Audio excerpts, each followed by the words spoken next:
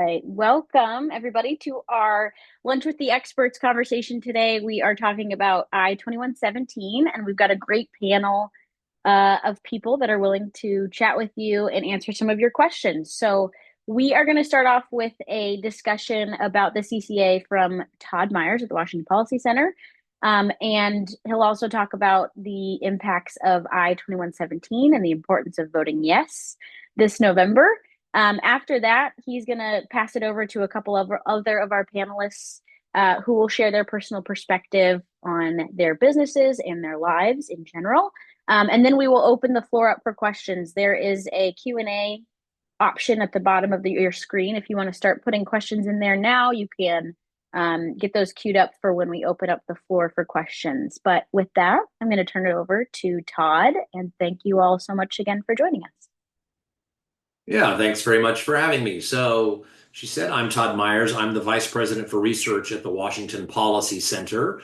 I have been working on environmental and energy policy for nearly a quarter century in Washington State. And one of the things that I think is important to recognize is that in the past, the Policy Center's position, and currently our position is that we need to do something to reduce the risk from CO2 emissions. We recognize that that the risk isn't zero, but we also recognize that a crisis mentality like we have has resulted in us doing a lot of things that don't work and choosing politics over results. And we have seen that in Washington State, in that every year that Governor Inslee has been governor through 2019, CO2 emissions have gone up, despite the fact that he has talked about doing all sorts of things to fight CO2 emissions. And the reason that those policies have failed is because they have not focused on results, but they have focused on politics. They have focused on choosing policies that feel good. And so I want to talk a little bit about how the Climate Commitment Act, the CCA, that Initiative 2117 would repeal, how the CCA is sort of a continuation of that, and why, if we really want an effective climate policy, we need to start over and do something more effective. But the first thing I want to talk about is how it actually works. It's a little bit different than typical sort of taxes, like a gas tax, which is just a certain number of cents per gallon. In the case of the CCA, it's what's called a cap and trade system. So there is a cap, a total amount of CO2 emissions that can be emitted in Washington State. And so if companies want to emit CO2, and that includes not just oil companies, but the University of Washington, the city of Enumclaw, agriculture businesses, things like that, they have to buy permits to emit each metric ton of CO2. Those permits are sold at an auction, so the prices go up and down. Last year, the price was about $60 a metric ton. This year, it's half of that, about $30 a metric ton.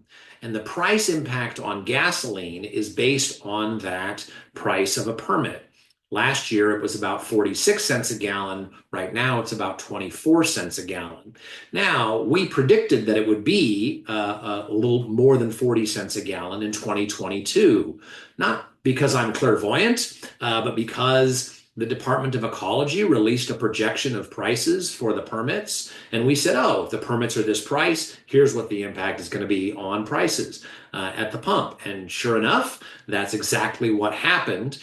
Last summer, Washington's gas prices were the highest in the nation, and the impact measured by just not only the math of doing it, but also comparing Washington to Oregon was almost exactly what we predicted. Interestingly, in December of 2022, right before the CO2 tax took effect, Washington's and Oregon's average gas prices were virtually identical. And so the gap between them showed the impact of the tax. And sure enough, right as the new year began, we saw the price go up. So it was about 46 cents a gallon. That it is predicted by that same projection to be about 80 cents a gallon in 2030. Now, there are some on the no side who want to keep the CO2 tax who say, well, we don't really know, right? If we repeal the tax, prices may not go down. People making this claim include Rachel Smith, who is the president of the Seattle Chamber of Commerce. It's strange for the Chamber of Commerce to claim that taxes won't cut prices, but she is doing that. Reuben Carlyle, a former state senator who wrote the bill, and Joe Fitzgibbon also, who wrote the bill. But we know that that's wrong. We know that the prices will go down. And how do we know that? Well, because BP, interestingly, who is actually funding the No campaign, has cut their prices. We have invoices from BP where they specifically list the tax. Last year, that tax was what we would have expected. It was actually about 50 cents a gallon for diesel. Diesel slightly higher than gasoline. And now it is less than that. It is less than 30 cents a gallon for diesel. So exactly what we would predict has happened. So despite that claim, we've seen prices that the claim that the prices might not go down if it's repealed. BP's own invoices show that that's wrong. So I've offered to bet Rachel Smith of the Chamber of Commerce and others if they think that the prices won't go down. Not surprisingly, they have not wanted to bet and put their money where their mouth is because they know I'm right and they know that what they're saying is wrong.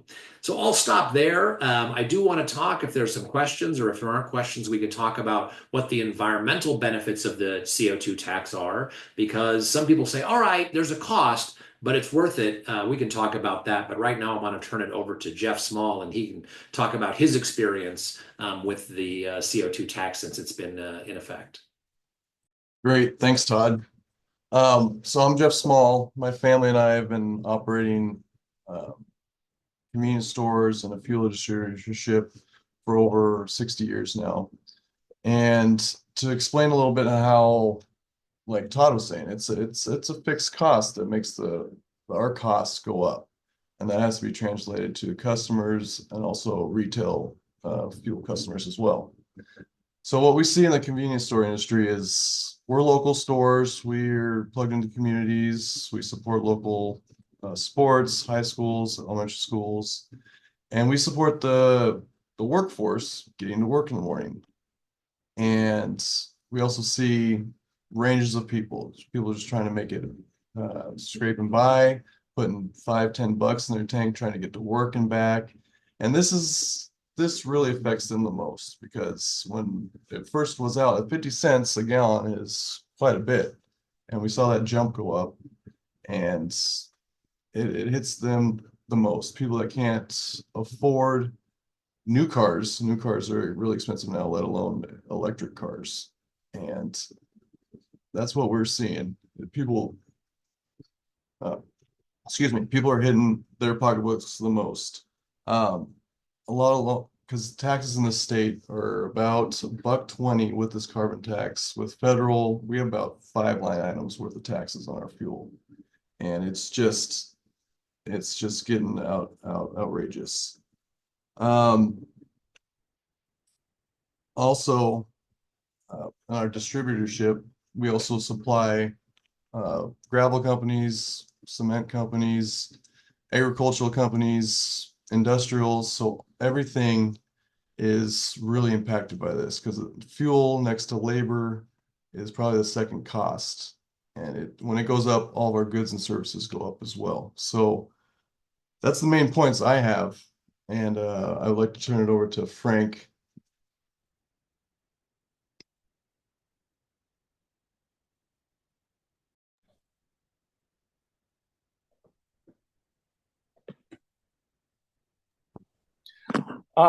Good afternoon. I'm Frank Lyle. I'm a port commissioner with a small port here in the lower Yakima Valley, Grandview area, and a fourth generation family farmer with my extended family in the vicinity.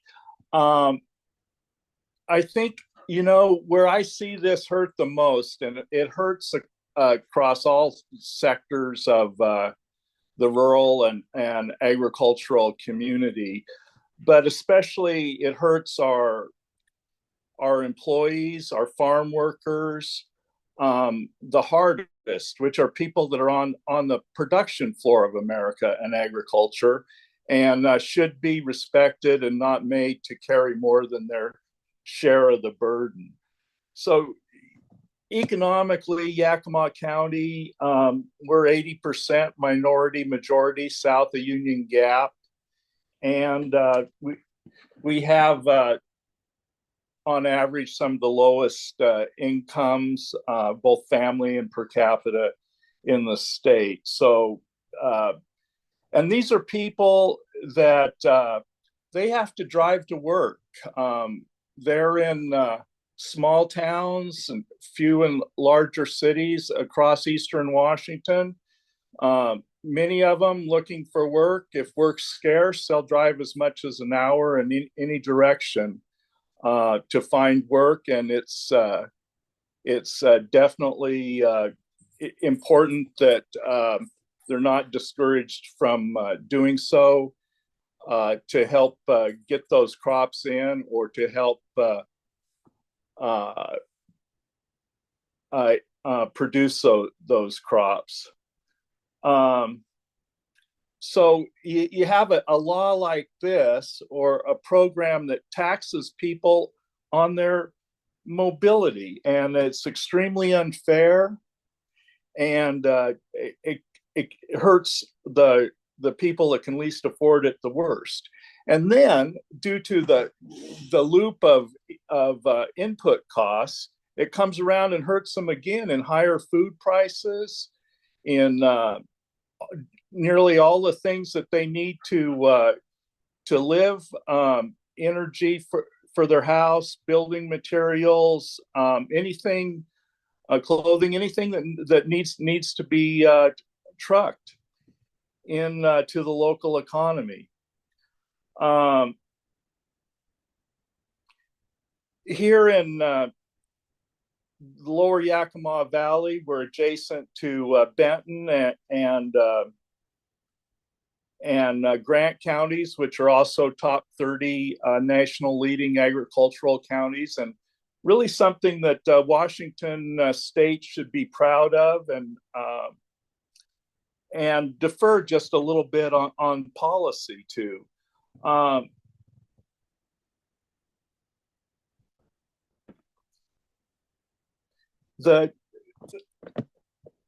law that increases your input costs, or a tax or fee, however you want to put it, is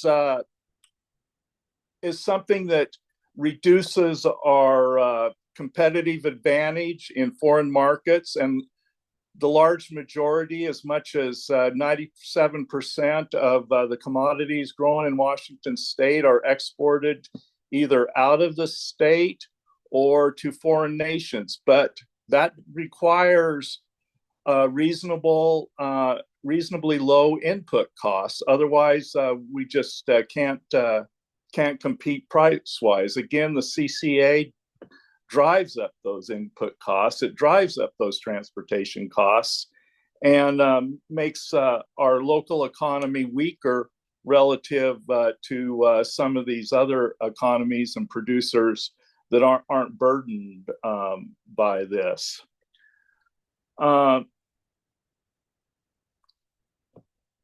Even agriculture, in part, was exempted for our over-the-road hauling of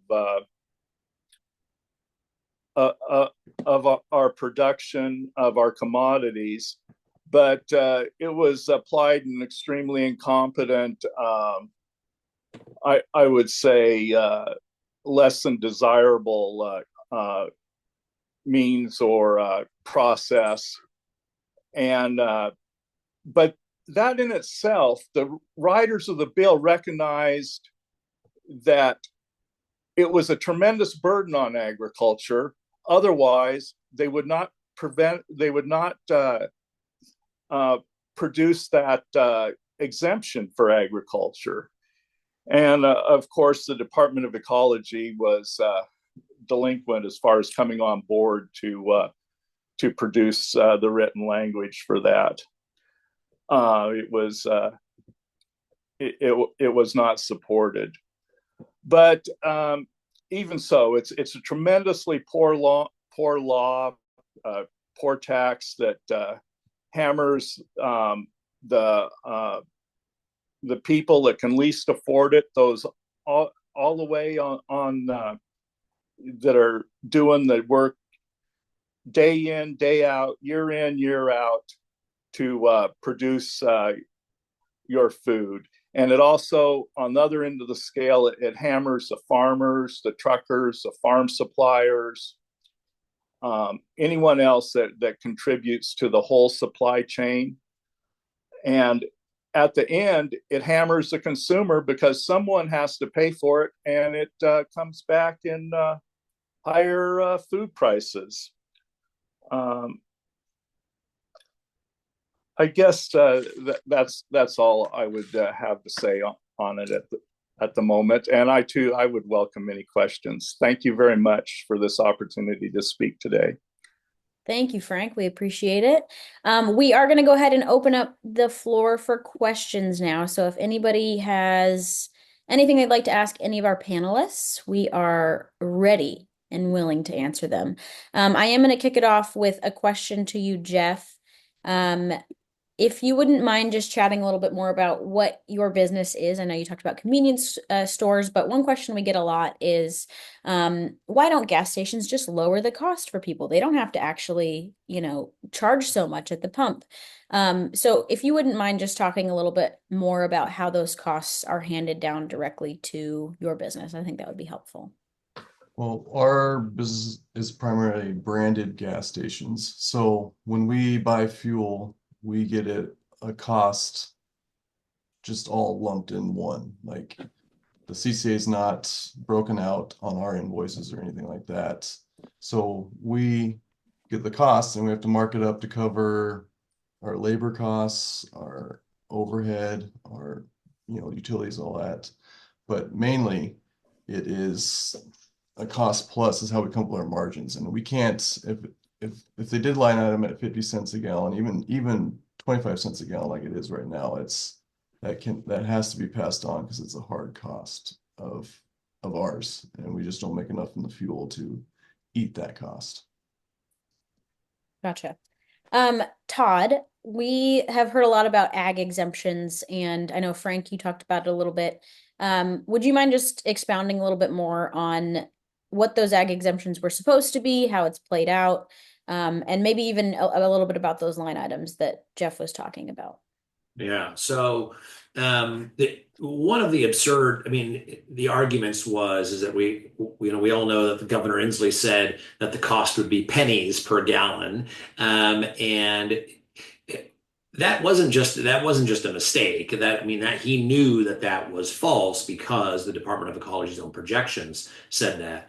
But the law itself said that ag fuels should be exempt like they are from gas taxes because they knew that there would be a significant impact. We estimate that it has cost farmers and people in the agricultural industry about $150 million in taxes that they should not have paid. And of course, those taxes get passed along in the form of food and other things like that. Farmers can't simply eat those costs because there is a market price for wheat. There is a market price for all sorts of other agricultural products. So you can't just mark up and say, well, it cost us more to produce this, so we're going to charge more at the market. No, the market sets a price and you have to accept that price no matter what your expenses are. So it puts us at a disadvantage, which is why that exemption was written in. The Department of Ecology simply refused to implement the rules.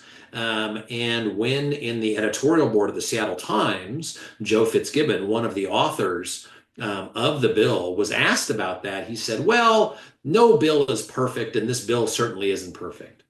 Well, his imperfection cost farmers $150 million.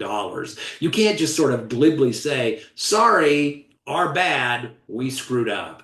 I just think that's really sort of callous how he did that. So that was what was supposed to be done. The Department of Commerce has now been handed the issue. There has been $30 million allocated by the legislature to sort of make up for that and to try to help farmers with some of those costs. What I have heard is that the Department of Commerce is actually doing a fairly good job. But of course, the amount of money that has been allocated is far below what the actual real world costs are to farmers. So it really is a good example, I think, of the state agency simply deciding they didn't want to do it because they wanted the money.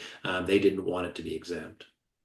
And Frank, I know that you talked a little bit about the ag exemptions. Do you have much experience with receiving them or seeing them or hearing about them? I'm just curious about how that's played out for some farmers. Well, one of the reasons I just mentioned the ag exemptions, or didn't go into it in depth, is that subject is a whole subject unto itself when it comes to the burden. And I hate to use the word incompetence. I'm not sure. I'm entirely baffled by the whole experience of the ag industry regarding the CCA and the supposed ag exemptions. First, the Department of Ecology provided no guidance to imposing these exemptions. And so initially there were no exemptions. Farmers just went ahead and paid it. Then a couple of the larger, and notice it had to be the larger farm supply fuel companies, they went ahead and deducted those exemptions themselves. They went out on a limb because they could have been held liable or responsible for that money. So we did finally get a break there. And then, finally, sometime this last summer, they did provide guidance for these fuel supply companies. But it's still a mess. They also have a rebate program, but it's very crude and imprecise, and some people get more, some people will get less, but it is kind of very, very, very arbitrary. It doesn't really manage or take into account how much fuel an individual farm or farmer uses. Yeah. So yes, that's one of the most disappointing aspects of the Climate Commitment Act, but there's so many disappointing aspects. Hard to choose a favorite, right? Yeah, thank you. Thank you for your input, Frank. That's helpful. We've received a couple other questions, and Todd, I am going to pass these to you. I'll just read them out. Legislators who support us are saying that they will have to raise our fuel taxes to fill the budget gap that 2117 creates. Is there another place to get the money without hurting drivers? And then another question sort of related is how many other states have this tax and which ones? Yeah, so Washington State has actually surpluses. We would not have to raise taxes to fill in the gap left by losing the CCA tax money. A lot of the projects are simply either special interest projects or wasteful. I mean, my favorite is that there's more than $50 million from the state that goes to cities just so that they can do more growth management planning. That does nothing. It just creates more planning documents. And in fact, there's only $12 million for forest fires, to fight forest fires and to improve forest health. So when you hear, oh my God, we're going to not have money to fight forest fires, it's $12 million. There's far more in it for other government things. Washington State has big surpluses and has increased its operating budget by almost, I think, about $20 billion based on what the estimates are over the last 4 years. We've got a lot of money. And just as a reminder, next year, Washington legislators are going to vote on a $1.3 billion increase for pay raises for state employees. If they think that cutting this money is going to hurt, childhood asthma and all these other things, well, they could fund that instead of funding pay raises for state employees, but that's not what they've chosen. I guarantee that they will choose to fund those pay raises.